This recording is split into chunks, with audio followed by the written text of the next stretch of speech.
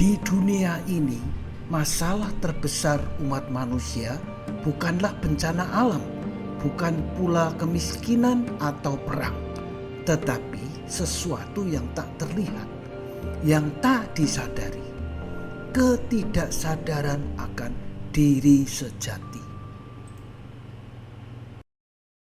1. Peta kesadaran. Para ilmuwan menyebutkan bahwa hanya 10% dari kesadaran manusia yang aktif. 90% lainnya tersembunyi di bawah sadar, tempat di mana ego, luka batin, emosi negatif, dan program lama bersemayam. Dan jika jiwa sendiri tak dikenali, bagaimana bisa seseorang mengenal Roh Kudus yang bersemayam di dalam? 2. Bangsa pilihan malahan menolak.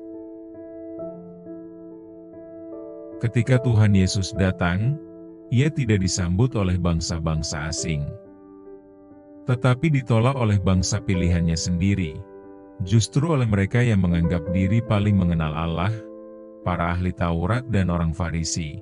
Bukankah ini ironi yang tragis? Mereka tidak menyadari siapa yang mereka aniaya. Karena kesadaran mereka tertutup oleh ego spiritual. Itulah kengerian dari ketidaksadaran yang tersembunyi di bawah sadar. Tak pernah disadari. 3. Kegagalan pilihan kedua. Setelah Yahudi menolak Yesus, gereja menjadi pilihan kedua untuk membawa terang dunia. Namun sejarah mencatat, perpecahan gereja, penghakiman, perseteruan rohani, semua itu terjadi karena para pemimpinnya pun tak menyadari siapa diri mereka sebenarnya. Dan jika para pemimpin tidak sadar, maka ego, iri hati, kesombongan rohani menjadi pengganti Roh Kudus. 4. Dark Triad. Dunia modern pun memperlihatkan bentuk ketidaksadaran yang lebih licik, kepribadian dark triad, narsistik, manipulatif, dan psikopat. Kesombongannya termanipulasi oleh topeng yang indah. Orang-orang seperti ini tampak baik di mata dunia, tetapi menyiksa mereka yang dekat secara batin. Mereka tak akan pernah sadar bahwa mereka menyakiti. Karena itulah ketidaksadaran menjadi begitu mengerikan ketika seseorang tidak tahu bahwa dirinya sedang dalam kegelapan. Alkitab menceritakan kisah yang serupa dalam Anak yang Hilang, Lukas 15, ayat 11-32.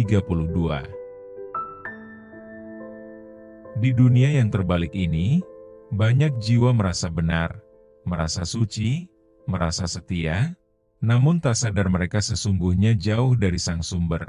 Bahkan dalam kisah Yesus sendiri, anak bungsu dan sulung, keduanya tersesat dalam ketidaksadaran. Si bungsu lari meninggalkan rumah, si sulung tetap tinggal, namun hatinya penuh kepahitan. Keduanya menganggap sang bapa telah gagal, padahal sang bapalah yang bersedih dan menderita karena kehilangan kasih dari keduanya. Ini bukan sekadar kisah pertobatan. Ini adalah cermin dari jiwa-jiwa yang masih menilai dengan ego, dan belum kembali pulang ke kesadaran kasih sejati. Kesalahan mereka bukan pada tindakan luar semata, tetapi pada ketidakmampuan mengenali hati Sang Bapa. 5. Solusi. Menemukan diri sejati. Maka pertanyaannya adalah, bagaimana manusia bisa mengenal Allah? Jawabannya sederhana namun dalam. Dengan mengenal rohnya yang bersemayam dalam diri. Dalam spiritualitas timur, dalam ajaran kapitayan yang kuno dan murni, pencapaian tertinggi bukanlah iman buta, melainkan pencerahan, ketika seseorang menemukan bahwa diri sejatinya bukanlah pikirannya, bukan tubuh atau emosinya, tapi roh ilahi yang tinggal di dalam. Inilah yang disebut manunggaling kaula Gusti, kesatuan jiwa manusia dan roh Allah. 6. Banjir Nabi Nuh dan puncak ketidaksadaran. Ketidaksadaran yang paling mengerikan adalah ketika umat manusia dikendalikan oleh doktrin dan sistem selama berabad-abad, hingga akumulasi ketidaksadaran itu mencapai titik kritis. Seperti pada zaman Nuh, Matius 24:39 berkata, mereka tidak tahu akan sesuatu sebelum air bah itu datang dan melenyapkan mereka semua. Dan hal serupa akan terjadi lagi. Sebuah pergantian peradaban menjelang kedatangan anak manusia. Apakah kita masih ingin tetap tertidur?